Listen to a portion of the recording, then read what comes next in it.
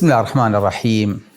الحمد لله والصلاة والسلام على حبيبنا رسول الله وعلى آله وصحبه ومن والاه. لا كوتا برنامج خيرين خواهی گەورە بەخێرتان بێنێ و بەخێر بتان باتەوە و هەر لە خێرا بن و لە خێرا بژین و لەسەر خێر بمرن. لە کۆتا حەڵقەیە باسی خەزنە ئەکەین بۆ ئەوەی کە بزانین پارە لای ئێمە زۆر خۆشەویستە. پارە پێویستی بە شوێنێکی قایم هەیە بۆ ئەوەی کە تیا هەڵگیرێ و تیا پارێزراو بێ. بزانین باشترین شوێن کە پارەی تیا هەڵگرین، پارەی تیا پارێزین چییە؟ و ئەزانین خەزنەیە. خەزنە بۆ پارە و شتی گرانبەها کراوە. بۆیە پێویستمان بۆیە کە ئەم خەزنێش لای کەسێکی خەزنەدار دابنین بۆ ئەوەی کە شوێن بگرێ. خۆشەویستم، ئەو پارەی کە پێمانە لەس دەچا هێڵیتەوە چڵکی دەسە و ئەڕوات گیرفانە هەڵێگری جێ نابێتەوە، ئەیکی بە خواردن مەعیدە و هەر بەشی ئەوە ئەکات، لە ماڵەوە هەڵێگریت ڕیسکی هەیە بۆ سووتان و بۆ قەڵەببوون و بۆ تیاچوون و بۆ کەمکردنی نرخەکەی، بۆ گۆڕانکاری. بۆیە خەڵکێکە بینیت بە نیوەشەوە چێ پارەکەیە گۆڕێ، نەبادا بەیانی گۆڕانکاریەکی گەورە بەسەر پارەکەیە بێت، یاخود لە شوێنێکا هەڵێگرێت بۆ ئەوەی کە دڵنیا بێ لەوەی کە پارێکی پارێزراوە. ئێمە ئەبێ ئەم پارەیە لە شوا هەڵگرین. هەر لە ورگانە خێر، ورگ توێشوو هەڵناگرێ، ئەی خۆی تو فڕی ئەدەیت. بۆیە زۆر جار پارەکەمانە بێ بە پارو، پارۆکەش بۆ خوارەوە ئەچێ بۆ سەرەوە ناچێ. داوە بۆ خوا ئاراستەکەی ئاوایە، داوەتیش ئاراستەکەی ئاوایە. بۆیە ئەبێ بیڵین ئەمە نەفوتێ، بمێنێتەوە. چۆن بمێنێتەوە خۆشەویستەکەم؟ ئەبێ هەموو جارێک کە دەستمان برد بۆ شتێک کە بیکڕی، پارەی تیا سەرفکەین، بڵین وامزانی خواردم، ئەلحەمدولیلا، ئەوە تێر بووم، قەناعەتم کرد، ئەوە خواردم. بەڵام ئەمە ئەخەمە ناو قاسەیەکەوە، خەمە ناو خەزنەیەکەوە، هەڵێگرم بۆ خۆم لای خوای گەوری خۆم. گەناتوە هەر شیەکە حەزلی بوو. جاریکان عومەری کوڕ خەتاب خوای لە ڕازی بێ کە لە سەحابەکانی بینی، فەرمی ئەوە چیە پێت؟ فەرمی ئەمیری مومینین گۆشتە. بەیانی بینیەوە فەرمی بۆ شۆ چیت؟ هیچ مەڵا گۆشتە کرد. وتی دوی دوێنێ گۆشتە نەکڕی؟ فەرمی ئاخر بەخوا حەزم لێتی. فەرمی ئەکولەما ئیشتەهەیتم ئیشتەڕەیتم، ئەگەر حەستان لێ بۆ چنەی کڕن تۆزێک ناردیەوە بۆ ماڵەوە تی ئەمڕۆ نابێ گۆشت بکڕیت. چەندمان هەیە کە لەسەر سفرەکە ڕۆژۆشکێن ئەگەر گۆشتی تیانە بێ لە بەزیام نەکرد، نانی پێ ناخورێ، تااقەتی نییە، حەزی لێ نییە. با فێری ئەمە بین. حەزمان لە هەر چیە بوو پارەکەی گل بینەوە هەڵیگرین بۆ ڕۆژێک کە پێویستمان پێیە بێ. هەندێکی دەستکەوت هەرتەی ئەپەستێ، هەندێکی دەستکەوت هەرتەی ئەپەستێ، لغاوی شەیطان دەمی ئەبەستێ. هونەر لای پیاوی نەوسن نابینی، تەنپەروەر هەڵدێ کە گەیەتینی. یعنی پیاوی ئەگای لە ورگێتی لە مەزیشی شار دانیشێ فڵان مەطعەم و فڵان خواردن و فڵان بۆ فی مەفتوح و فڵان شوێن و لێرەوە چێ سەفەرێکی دوور بۆ شوارێک. وەڵڵاهی من شەرمەکەم، وەڵڵا با بچین لێ ئەڵێن خواردنێکی خۆش هەیە. سبحان الله، لەم نەفسیەتە، لەم عەقڵیەتە هەموو ژیانی هەتا ئەگات و یەتیشەوە هەر خەریکی خواردن و هەر بیرکردنەوە لە خواردن. نوێژی بەیانی خەڵک بۆ پارچێ هەڵ نەساوە، ئەوە چێ فریای سەرروپێکەی کەوێ، فریای نانەکەی کەوێ، فریای خواردنەکەی کەوێ. نازەم چۆن هەر سێکات. بەڵێ هونەر لای پیاوی نەوسن نابینی، تەنپەروەر هەڵدێ کە گەیەتینی.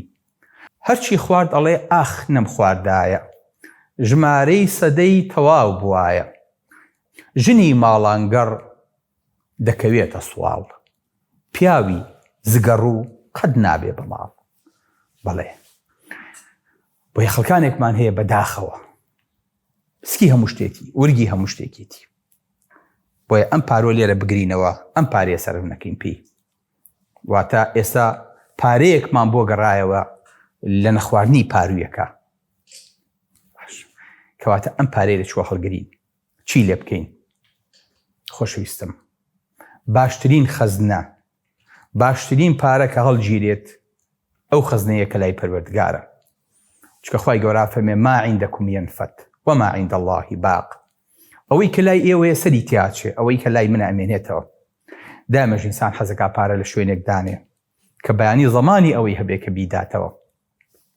لە خوای گەورە باشتر زامنتر شکە بیت کە پارەکە بۆ هەڵگرێ و نەفەوتێ، نەک یەک بە یەک، نەک یەک بەدە، نەک یەک بە 700 بۆت زیاد کە خۆشت حسابت نەزانی.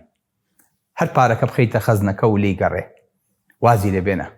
خوای گەورە بۆت گەوراکە و بۆ نەشونماکە ترسی لێی نەبێ. بۆیە خوای گەورە فەرمێ یا ئەیوهە الناس ئەنتم الفقراء إلى الله والله هو الغني. فەرمێ ئەی عەبدەکان ئێوە هەمووتان فەقیرن، بەڵام خوای گەورە غەنی و دەوڵەمەندە. چۆن بیسەلمێنی؟ عەدی لە دنیای ملیۆنەرەکانی دنیان پێ بڵێم دان بچێن. ئێستا کۆمەڵێک هەڵتۆقین بە ناوی ملیالێرەوە. ئێستا سەرم ملیار چەند سفری هەیە؟ 9 سفر 12 سفر. باش کەیفی خۆشباری بەرێ. ئێوە ئەزانن ئەستێرەیەکمان هەیە پێوتێ کانکری. ئەم کانکریە 40 سەنی زەوی لە ئێمەوە دوورە. بعد 18 سەعات جارێک ساڵێکی بەسەراتەیە بەڕێ. کوتلەکەی 8 ئەونەی زەویە. لە چی پێکاتوەزان؟ کێزانێ؟ ئاوە؟ قوڕە؟ تەنەکەیە؟ قوڕقوشمە؟ خەڵوزە؟ نە، هەر هەمووی ئەڵماس. 8 ئەونەی زەوی ئەڵماس. خوای گەورە یەک ئەستێرەیە هەروا دروستی کردو لە شوێنێکا بۆ خۆی لە ئاسمان ئاسۆڕێتەوە. قورسە بلاتەوە باوەجان؟ قورس نەبێت. خوای گەورە سێرەیەکی دروست کردووە بە خەڵوز دروستیکە، کاربۆنەکانی گۆڕێ و کوتیتی باڵماس. ئێمە دەست خۆی نییە؟ سیارەکە بای چەند بێ ئەمە؟ ئەم ئەڵماس بای 26.9 نیلی لۆن. نیلۆن یعنی 26 دانە سفر لە پاڵیا ڕیسکە. بەخوا هەرچی سەر زەویە پارەی کۆکیتەوە، ئاتۆنی زەوی و ئەڵماسی زەوی و گرانبەهاکانی زەوی و پارەی دەوڵەمەند و فەقیر کۆکیتەوە. پارەی ڕوبعێکی ئەومان بۆ پێیان نابێ. 30 دانە سفر لە پاڵیا. باشە ئێستا تێگەیشتین یانی چی؟ ئێمە فەقیرین، خوای گەورە دەوڵەمەندە. مە زۆر جار خۆمان بۆ مێرولەیەتە بەرچاو کە زۆر بچووکین، زۆر لەوە بچووکترین. مێرولە ئەگەر لە ماڵەکەی خۆیان یەک دەنکە گەنمی حەشار رابێ و هێشتی بێتەوە بۆ ئەم ساڵ ئیتر بۆ خۆی پاشایە و قاچی لە ڕاکێشاوە، بەڵێ خوانێ بڕێ بەشی خۆی هەیە. ئەگەر مێرولەکەی تر لەژێر ئەرزەکەیە لە شارە مێرولەکەیە دەنکە گەنمی هەبێ، پێڵێنە ماشەڵڵا ئەمە دەوڵەمەندە. بەخوا من خۆم وەکو ئەو مێرۆنانەیەتە بەرچاو. بۆیە والله هو الغني. خوای گەورە فەرمێ ئەنتم الفقراء بە1000 لام، یعنی ئێوە هەر فەقیرن، هەر شیەکتان هەبێ هەر پێویستان بەخوای گەورێ. با ئێمە وەکو یەهود نەڵین خوای گەورە فەقیرە و ئێمە دەوڵەمەندین. بەڵێ خۆشەویستەکانم، هەر کاتێ ئینسان بەم ڕۆحیەتە بیری کردەوە لە پارە کە خوای گەورە خەزنەیەکی هەیە لە ماڵ، پێویستی بە کەسی تر نییە، بەڵام هەموو شتێکیش لە ئێمە قبوڵەکات. سبحان الله. جارێکیان پێغەمبەری خوا صلی الله علیه وسلم داوای پیتاکی کرد. سەحابەکان هەر یەکە و هاوکاریان هێنا. سەحابەیە کە زۆر فەقیر بوو، ئەبوو عوقەیلی ئەنساری، چوو ئاوا مشتێکی گرت و تۆزی خورمای تێ کرد و هەر ئەو نەشی شکە برد. وتەی پێغەمبەری خوا بەخوام شۆ هەتا بەیانی ئاوم کێشاوە، هەتاوەکو ئەو دوو مشت خورمایان پەیا کردووە، مشتێکم بە ماڵ و مناڵم داناوە، مشتێکیشم هێناوە بۆ تۆ. منافقەکان دەستیان کرد بە پێکەنین. تیان محەممەد بەتەمایە بە مشتە خورمای فڵان کەس ڕۆم و فارس بگرێن، ئەوروپا میخات دەژێت دەسەڵاتی خۆیەوە. بەڵام ئەم مشتە خوای گەورە قبوڵی کە پێغەمبەری خوا صلی الله علیه وسلم فەرمی بیبەن بەناو ماڵی سەدەقەیە بڵاوی کەنەوە، پەرتی کەنەوە، با بەرەکەتەکەی برژێ بەسەر هەموویان. والذين لا يجدون إلا جهدهم فيسخرون منهم سخر الله منهم.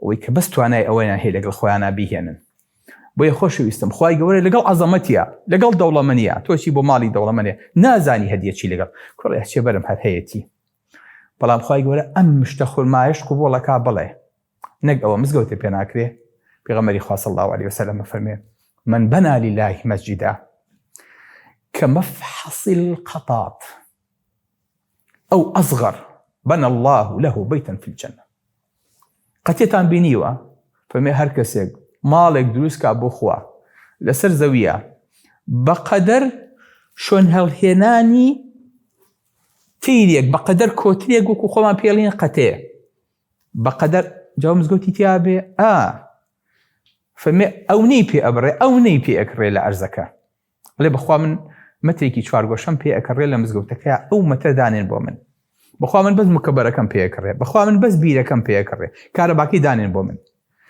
ئەمە هەر هەمی بەشدارە لەم خێرەیە خوای گەورە هەمووشی قبوڵەکە هەمووشی بەخاوەن مزگەوتە زانێ ئەوی ماڵێک بۆ خوای گەورە دروستکە بەقەدەر ئەمەندە بێ خوای گەورە لێی قبوڵەکات نایداتەوە بەسەر کەسە بڵای باشترین پارە ئەمە نییە کە لێرە دای بنین خوای گەورە ئەمەشمان لێ قبوڵ کات بەڵێ چونکە قەتەیە یەکێکە لەو حەیوانانەی کە لە ئەرزا هێلکە ئەکات لە ئەرزێکی تەختە لە شوێنی سەختانە ئەمانە کە شوێنی مزگەوتن هیچیش ناکە بەس چاڵەکە هەڵەکەنێت و هێلکەکەی تیادانێت و لەسەری کڕەکەوێت بەقەدەر ئەو نە بۆ خوا بکەی خوای گەورە لێ وەرەگرێ بەڵێ ئێگەرم پارەیە مایەوە خۆشەویستەکەم وأما من بخل واستغنى وكذب بالحسنى ئەم پارەی ئەگەر مایە و نەمان بەخشی خوای گەورە فەرمێ فسنيسره للعسرى ژیانی تەنگەکەم ژیانی ناخۆشەکەم بۆ چکە هەر دەستی گرتووە پارەکەی نازانێت چی لێ بکە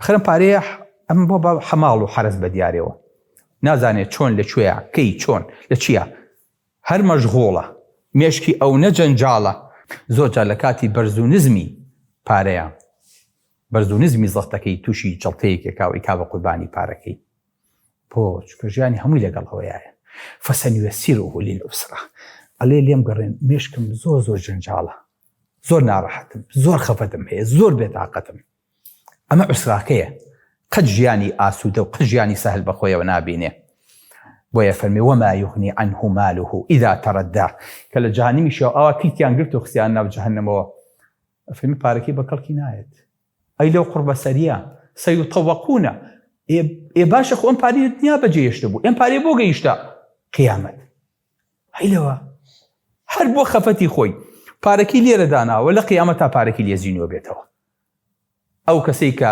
پاری هەیە ماڵی هەیە خوای گەورە پەنامان بە هیچی لێ نەبەخشی و دڵی نەهاتووە فەرمێ لە ڕۆژی قیامەتە هەر هەمووی سوورەکرێتەوە دینارەکانیش بڵێ کاغەزەکانیش بڵێ زێنوکەچی سوورەکرێتەوە لەزگەتان بینی وەینێ بە پشتۆ بۆ ئازار بۆی سوورەکەنەوە هەتاوەکو دانەیەک سار دەبێتەوە دانەیەکی بۆ گەرمەکەنوی خەنە شوێنەکەی هەتا 50,000 ساڵی قیامەت تەواو بێ سبحان الله اینجا سەیطەوەقونە ما بەخیلوا ئەکرێتە تەوقێک ئەو لە دنیای پارەکەی بەجێهێشت بوو دڵی نەئەهاو بۆ میراتگەری نا بەجێهێشت و ڕۆی خۆی کەچی پارەکە وەختێک زانێت لە قیامەت هاوێخی پێگرێتەوە لە من پارەکەی تۆم هەیلەوە قورتمی گرت ڕێ اینجا لەوە خراپتر پێغەمبەری خوا صلی الله عليه وسلم فەرمێ لە ڕۆژی قیامەتە مارێکی سەر ئەسڵع کە ئیتر لەبەر زەهرەکەی دەمی ئەڵێ توو بەسەریەوە نەماوە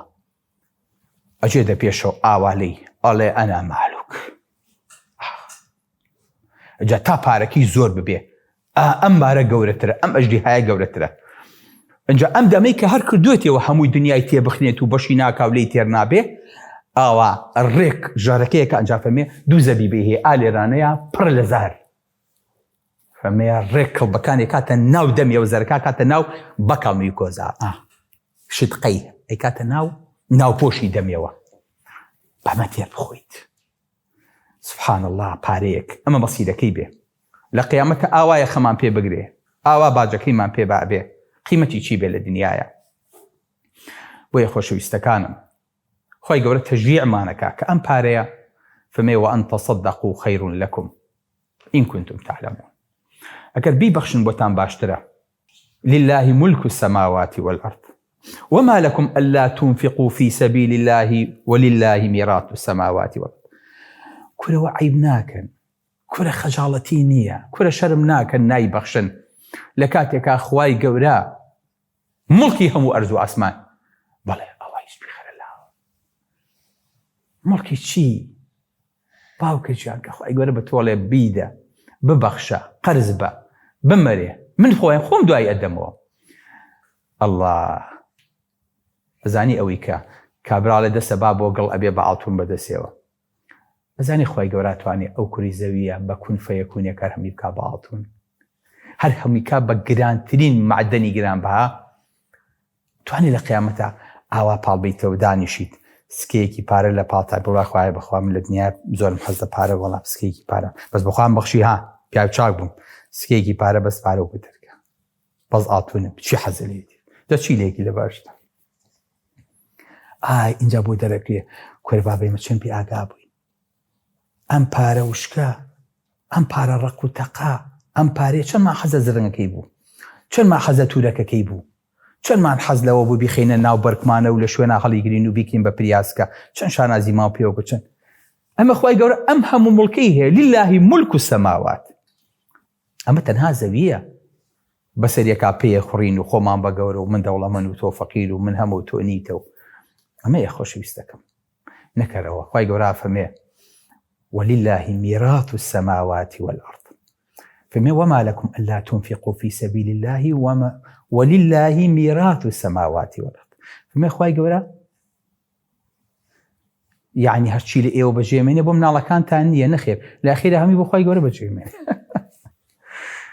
ئەی لەوە خۆی هەر خۆمانە پاراست و نەیکەین بەخێر و کۆیکەینەوە و باوشی پیاکەین کەچی هەمووی خۆڕۆژ خۆ بۆ خوای گەورە بۆ چکە خۆی یاوێتی مڵکەکەی خۆیەتی خۆی بەخشیوێتی ئێمە تەنها وەکیلێ بووین لەسەر ئەم پارەیە دوایی هەرگەڕێتەوە بەلای خۆی خۆشمان و پارەکانیشمان ئێ بۆڵین ئینا لله و ئینا ئیلەیه خۆشمان و پارەکانیشمانە گەڕێنەوە بەلایەوە بۆیە خۆشەویستەکانم ئاخر ئایەت کە لە قورئان دابەزی ئایەتی واتقوا يوما يرجعون فيه إلى الله لروجي بترسن كأجرين وخلق ولا إخوائي جورا يعني كلا سق قبران وصاوي تو خلق بيني دانا ببرشاوتو وأمريو دولة من بو دنيا بجيهشتو هيج قاليانا شوا لو روجا بترسن وحتى لو روجا ترسوبي من روتي بكا كأبيني خلق أمرينا لروجي كيش بترسك خوت أمريتو أقريتو بلاي پروردگار أما آخر آيات بو لقرآن دابزي آخر آية واتقوا يوما ترجعون فيه إلى الله ثم توفى كل نفس ما كسبت وهم لا يظلمون بلى بيش أو خواهي قرباسي شيكا أفرمي وأن تصدقوا خير لكم إن كنتم تعلمون أفرمي أجر ببخشن بوتان شاكترة أجر عقل وزانابن واتا أجر بارا ببخشن بەخوای گەورە بۆتان چاکترە چووکە لە ڕۆژە بترسن ڕێک ئایەتی پێش ئاخر ئایەت کە لە قورئان دابەزیوە باسی سەدەقە و باسی بەخشی نەکات ئەفەرمێ ببەخشن پێش ئەوەی کە ڕۆژگارێ بێت ئیتر ئەگەڕێنەوە بەلای خوای گەورە بەدەستی بەتاڵ بە کفنێکی بۆش بە قەبرێکی تاریک هیچتان لەگەڵ خۆتانە نەبردووە هەمووی ئەگەڕێتەوە ماڵاوایی لێەکە لەو ڕۆژە بترسن بۆیە وأن تصدقوا خير لكم من وتم هوا دارم بيبي سن ألا قد بلغت اللهم فاشهد بەڵێ خۆشەویستەکەم پارەی پیاوی ڕشت کە هەڵی ئەگرێ پارەی پیاوی ڕشت کە هەڵی ئەگرێ خۆشی لێی ناخوا هەتاکو ئەمرێ پارە و تویە سەخت و سەرسەختم نەمدەن بە سەخی حەبسی بەدبەختم شوشەی نوقڵێکە بەسەر ڕەفەوە تامەتامیە هەل لە دوورەوە سوبحانەڵڵا فەرمێ ئەم پارەی کە لی نابەخشرێ و لە پێناوی خوای گەورەیە سەرف ناکرێ ئەفەرمێ ئەوکو نوقڵێکە دانراوە بەس کابراوە جارجار ئەڵێ ئەو نەم هەیە هیچ دەمیشی بۆ نابە هیچ ئیسفادەشی لێ ناکا بەڵێ کە خۆی مت شوشەش کەوتۆتە خوارێ چەکمەبۆر نوقڵی خوای بۆ ئەبارێ ئەڵێ ماڵی خۆنەخۆر چی بۆ چەکمەبۆر میراتگر لە پڕ پارەی دەستکەوێ ئەیکا بە شڵپە و کەیف هەموو شەوێ خۆزگە مردووەکەی چاوی لێی ئەبوو ئازاری گۆڕی گرانتر ئەبوو خۆزگە ما باقی دەوڵەمەندەکان خۆزگە ما باقی دەوڵەمەندەکان کە ئەم حاڵەیان ئەدی بە چاوان ئەم دەردە بۆیان ئەبوو بە عیبرەت نەیان ئەخستە دوای خۆ بە حەسرەت نەک بە سەفاهەت لە ڕێی خوادا بەشی فەقیر و هەژاریان ئەدا خۆ ئەگەر دوای خۆی میراتگر زۆر بێ ئەبێ بەشی ئەو هەر گۆڕ بە گۆڕ بێ بەڵێ بەڕێزەکانم با ئینشاءڵڵا خێر بە خێر بین گۆڕ بە گۆڕ نەبین و ئەمانش بێ بە دەرز و پندێک بۆمان ئەم پارەیە بێ بە پەند نەمان کا بە پەند. سەلام عەلەیکوم وەڕەحمەتوڵڵاهی وبەرەکاتوه.